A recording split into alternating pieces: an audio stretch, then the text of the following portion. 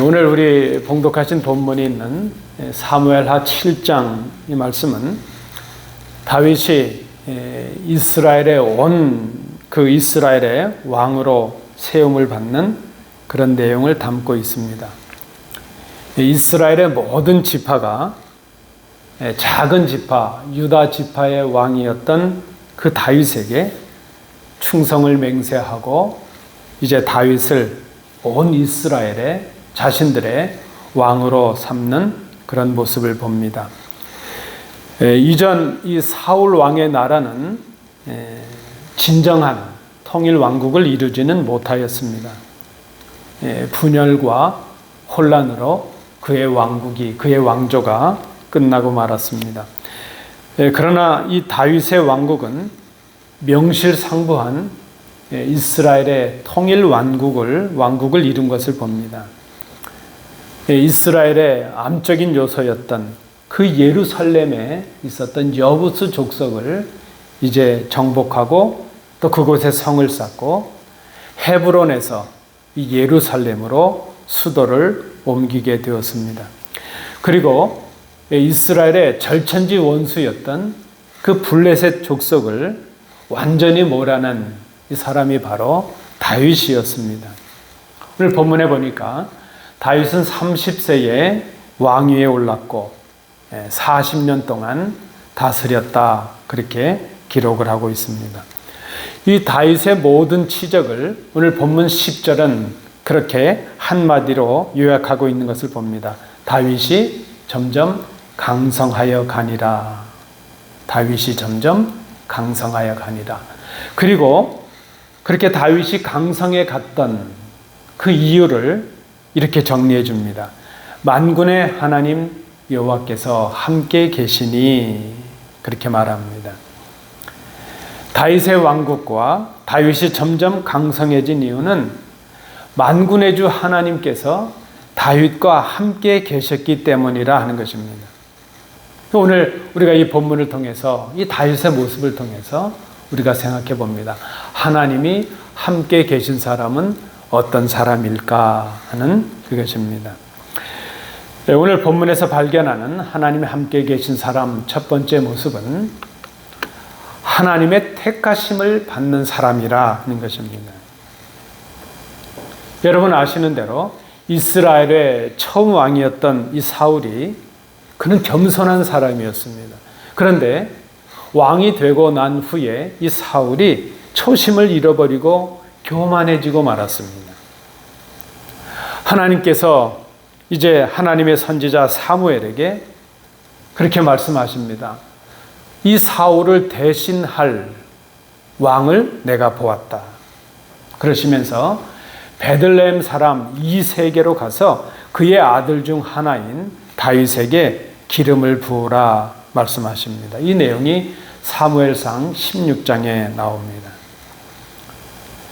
하나님께서 함께 계시는 사람, 그 사람의 첫 번째 특징의 모습은 무엇인가 하면 하나님의 선택을 받은 사람이라 하는 것입니다. 여러분, 그런데 우리가 놓치지 말아야 될 것이 있습니다. 오늘 본문에서 이 다윗이 하나님의 선택을 받은 사람이면 틀림이 없지만 우리가 기억해야 될 것이 있는데, 하나님의 택하심을 받은 사람은, 그 다윗은 백성들로부터도 인정을 받았다 하는 내용입니다. 오늘 본문에 보시면 그 내용이 나옵니다. 북왕국 이스라엘의 온 지파 사람들이 다윗이 있었던 헤브론이라는 곳으로 왔습니다. 그리고 그 다윗을 자신들의 왕으로 세우기를 원하면서 그 이유를 말하고 있는데, 그 첫 번째 이유가 무엇입니까? 자신들이 다윗의 고륙이라 그렇게 말합니다. 이 고륙이라는 말은 뼈와 살을 말하죠. 자신들이 다윗의 뼈요, 다윗의 살이라 하는 그런 의미입니다. 창세기 2장에 보면 하나님께서 아담의 갈비뼈를 취하셨습니다. 그리고 여자를 만드셨습니다. 하와죠, 하와. 그리고 그 여자를 아담에게로 이끌어 오셨습니다. 이제 아담이 자신의 아내가 되는 그 여자, 하나님께서 만드신 그 여자를 보았습니다. 그때 이 아담의 첫 말이 무엇인가 하면 창세기 23장은 그렇게 기록하고 있습니다. 이는 저 사람은 내 뼈 중에 뼈요 내 살 중에 살이다. 그렇게 고백을 합니다. 이 말은 당신은 곧 나다. 그런 의미입니다. 당신과 나는 한 몸이다. 그런 고백이죠. 이 고백은 사랑과 신뢰를 담은 고백이라 말할 수 있습니다.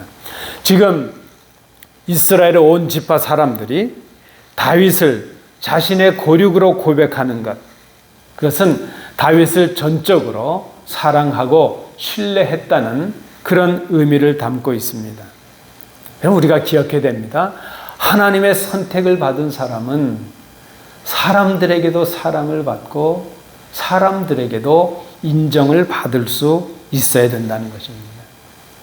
사람들에게도 신뢰를 줄 수 있어야 된다는 것입니다.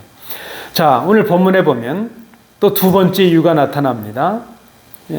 그 온 지파 사람들이 다윗을 왕으로 세우게 되는 그 두 번째 이유를 말하는데, 그 두 번째 이유는 바로 이것입니다. 사울이 왕이었을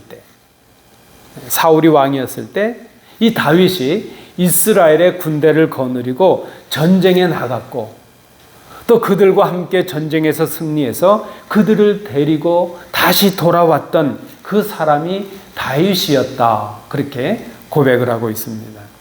그리고 이 말의 의미가 무엇입니까? 이것은 다윗이 자신들과 함께 싸웠던 사람이라는 의미입니다.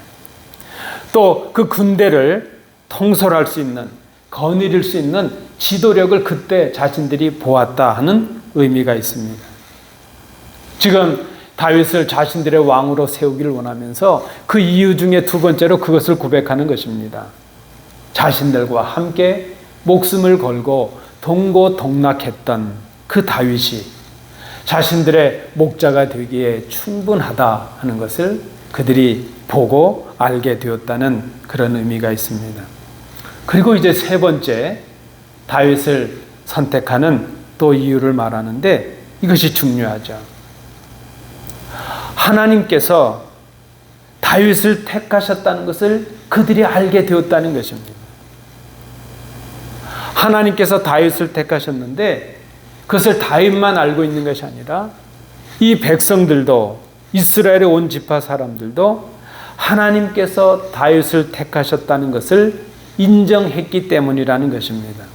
오늘 본문에 보시면 이스라엘의 모든 지파 사람들도 그렇게 말하고 있습니다. 2절 하반절을 보시면 여호와께서도 왕에게 말씀하시기를 내가 내 백성 이스라엘의 목자가 되며 내가 이스라엘의 주권자가 되리라 하셨나이다. 하나님께서 다윗에게 말씀하셨다는 것이죠. 다윗, 네가 이스라엘 백성을 위한 목자가 되고 이스라엘의 주권자, 통치자가 될 것이다. 하나님께서 그렇게 택하신 것을 이 백성들이 인정하고 알게 되었다는 것입니다. 우리가 이 교훈을 받습니다. 하나님의 택하심을 받은 사람은 하나님께서 그를 택하셨다는 것을 자신뿐만이 아니라 자신을 바라보고 있는 사람들도 알게 할 수 있어야 된다는 것입니다. 하나님의 택하심을 받았음을 다른 사람들도 인정할 수 있고 알 수 있도록 보여주어야 한다는 그런 의미가 있습니다. 정리해보면 그렇습니다. 다윗은 하나님의 선택을 받았습니다. 그런데 하나님의 선택을 받은 사람은 사람들로부터도 사랑을 받고 신뢰를 받을 수 있어야 됩니다. 다른 사람들로부터도 하나님의 택하심을 받은 사람다운 그런 삶의 모습을 보여줄 수 있어야 된다는 것입니다. 다윗이 자신이 왕으로 다스리던 그 유다 작은 족속뿐만이 아니라 이스라엘 지파의 모든 지파의 왕으로 추대되었던 것은 그가 백성들과 함께 고통과 슬픔을 나누는 사람이었고 백성들이 보기에 그는 바른 길을 거두는 사람이었고 하나님의 택하심을 받은 사람다운 삶의 모습을 그가 보여주었기 때문이라는 것입니다. 그래서 백성들로부터 신뢰를 받았고 존경을 받았고 사랑을 받고 인정을 받았기 때문에 이것이 가능했다 하는 것입니다. 하나님께서는 이 다윗을 택하심으로 그를 통해서 백성들을 하나님의 뜻 가운데로 인도하십니다. 오늘 본문에서 발견하는 하나님이 함께 계시는 사람, 첫 번째 교훈이 무엇입니까? 하나님이 함께 계시는 사람은 하나님의 택하심을 받은 사람이라는 것입니다. 두 번째, 오늘 본문에서 발견하는 하나님이 함께 계신 사람의 모습은 하나님의 때를 기다리는 사람이라는 것입니다. 오늘 본문 4절의 말씀은 이렇게 기록하고 있습니다. 다윗이 나이가 30세에 왕위에 올라 이렇게 말합니다. 여러분, 이 30세라는 이 나이, 30이라는 이 나이는 성경에서 볼 때에 하나님의 공적인 사명을 감당할 수 있는 그저 최소한의 경륜의 나이가 아닌가 이렇게 보여집니다. 그래서 한국 우리 교단이나 한국의 교단에서도 목사들의 안수 그 나이를 30세로 이렇게 규정하고 있는 것을 봅니다. 여러분, 그 민수기 같은 데 보면요, 민수기 4장 3절 말씀에 보면 레위 사람들이 성전에 가서 봉사할 수 있는 나이가 30세였습니다. 30세가 되어야 성전에 봉사를 시작할 수가 있었습니다. 애굽에 팔려갔던 요셉이 총리가 되어서 애굽 바로 앞에 나가 다스리게 될 때에 그의 나이가 30세였습니다. 예수님께서도 공생애를 시작하실 때 나이가 30세였다 하는 것을 우리가 알고 있습니다. 다윗이 30세가 되어서 왕이 되었다. 그것은 뭐 우리가 특별한 이견이 없습니다. 그런데 여러분, 이것을 한번 생각해 보십시오. 다윗이 처음 목동, 그 아버지 양을 치는 목동이었을 때 그가 사무엘 선지자로부터 첫 번째 기름 부음을 받고 왕으로 세워질 것이라는 하나님의 말씀을 들었습니다. 그때 그의 나이가 어느 정도였을까? 우리가 보통 추정하기를 그저 15세가 안 됐을 것이라 추정을 합니다.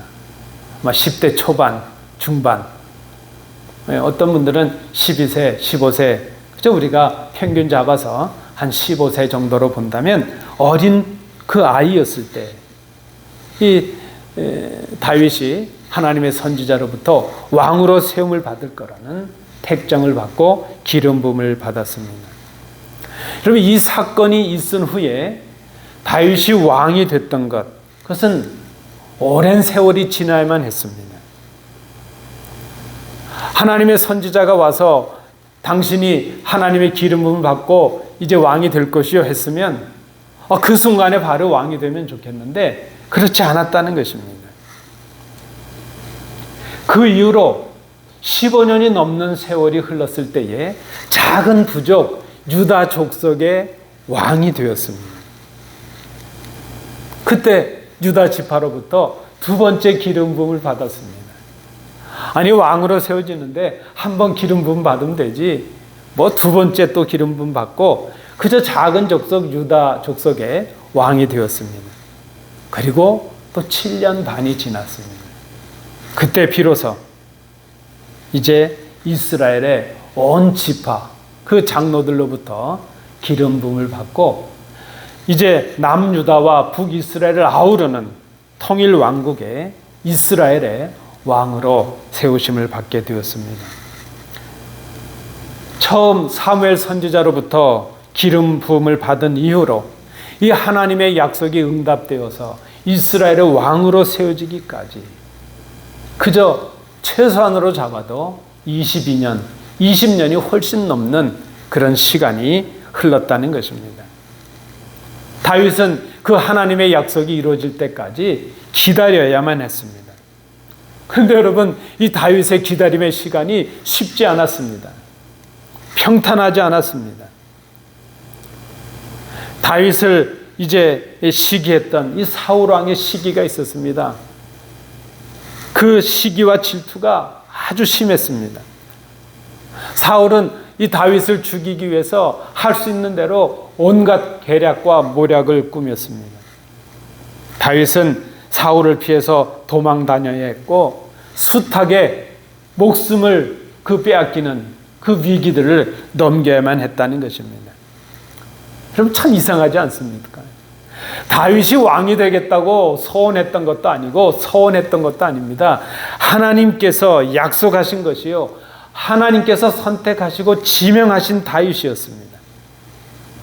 그런데 다윗은 그 지명을 받고 기름 부음을 받은 처음부터 왕으로 태어난 것이 아니었습니다. 바로 왕이 된 것이 아니라 기다림의 시간이 필요했다는 것입니다. 이 기다림의 시간을 통해서 다윗은 하나님의 마음에 합한 사람으로, 백성들이 보기에 신뢰할 만한 사람으로 세워져 가게 되었습니다. 오늘 이 본문 10절에 있는 말씀처럼 점점 더 강성해졌다는 겁니다. 점점 더 시간이 갈수록 점점 더 다윗이 훈련되고 준비되고 변화되어졌다는 것입니다. 작은 족속 유다의 왕이 되어서 7년 반을 다스리는 이 기다림의 시간을 통해서 다윗은 이스라엘 전부를 다스릴 수 있는, 그래서 이스라엘을 33년 동안이나 다스릴 수 있는 왕으로서의 자격과 능력을 갖추게 되었습니다. 여러분, 우리가 맡은 일들, 가정에서건 교회에서건 우리가 맡은 일들이 작은 일이라고 불평하는 분들이 있습니다. 내가 맡은 일이 작은 일이고 그래서 내가 무시를 당하고 그렇다 이렇게 생각하는 분들이 있습니다. 그래서 불평하면서 맡겨주신 일들을 소홀히 하고 하지 않는 분들을 보게 됩니다. 여러분 기억하십시오. 마태복음 25장 달란트 비유에 나오는 것처럼 하나님께서는 작은 일에 충성하는 사람에게 많은 것으로, 큰 것으로 맡기시는 것을 봅니다. 오늘 우리가 받고 있는 평가, 오늘 우리에 대한 평가는 어제까지 우리가 살아왔던 삶의 결과일 것입니다. 그렇겠죠? 우리가 어제까지 어떤 삶을 살았느냐 하는 그것이 오늘의 평가로 나타납니다. 마찬가지로 오늘 우리가 살아내는 우리의 삶은 내일 우리의 삶의 내용을 결정하게 된다는 것입니다. 다윗이 지금 이스라엘의 온 지파 사람들로부터, 그 지파를 대표하는 온 장로들로부터 왕으로 세움을 받는 것, 그것은 지금까지 어제까지 살아왔던 그의 삶의 결과였습니다. 다윗은 그 기다림의 시간 동안 하나님의 약속을 신뢰하고 기다렸습니다. 그 오랜 세월 동안 그는 하나님의 택하심을 받고 하나님의 약속을 받은 사람답게 살려고 노력을 했습니다. 바른 길을 걸었습니다.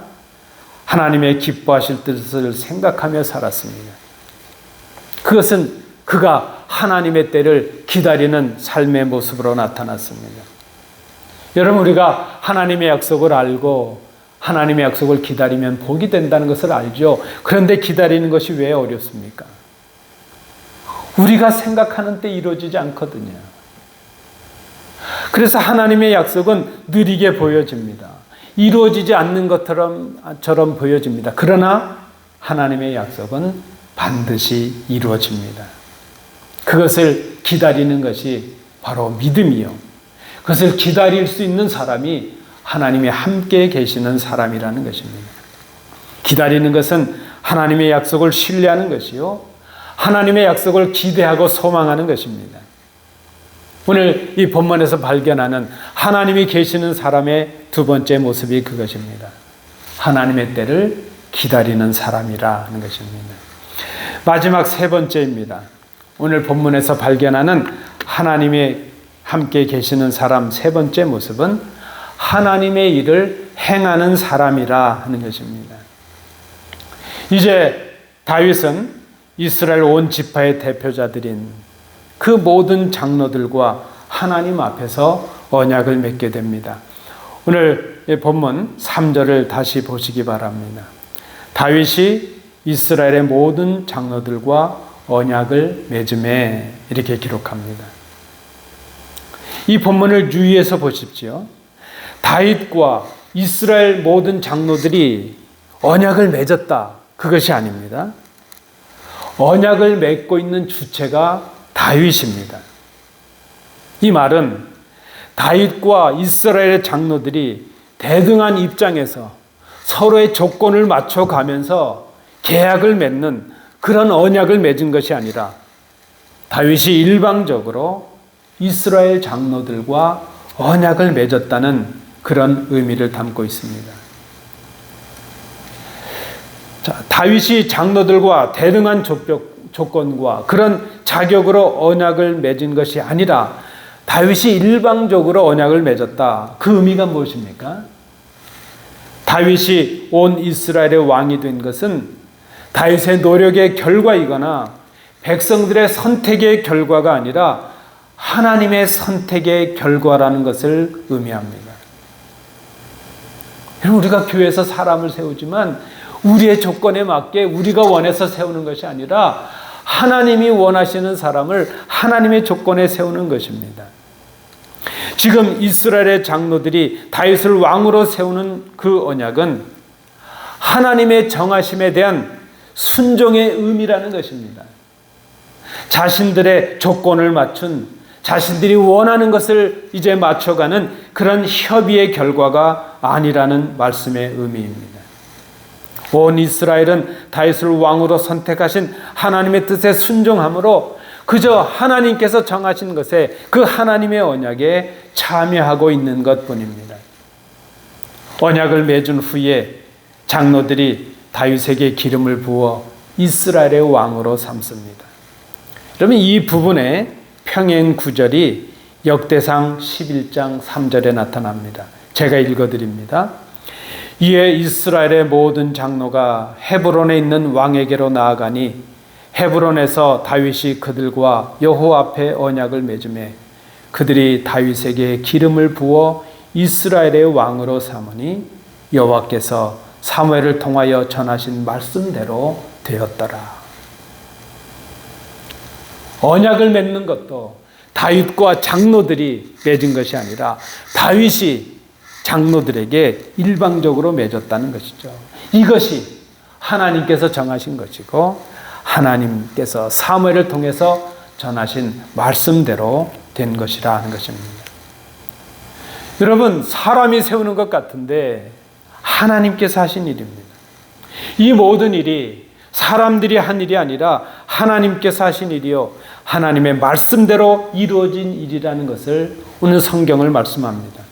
그래서 오늘 본문은 이 언약을 맺는데 하나님 앞에서 언약을 맺었다 이렇게 기록합니다. 말씀드린 대로 이 언약은 다윗과 백성들 간에 서로 조건을 맞추는 쌍방의 언약이 아니라 하나님의 택하심, 하나님의 결정하심 앞에 다윗도 순종하고 백성들도 순종하고 그것을 결단하는 언약이었다는 것입니다. 하나님 앞에서 하나님이 세우시는 왕이 되고 하나님 앞에서 하나님이 정하시는 백성이 되는 언약, 모두가 하나님의 말씀에 순종을 결단하는 언약이었다는 것입니다. 이 언약을 맺은 후에 다윗은 온 이스라엘을 33년 동안 왕의 책임을 다하며 다스리게 됩니다.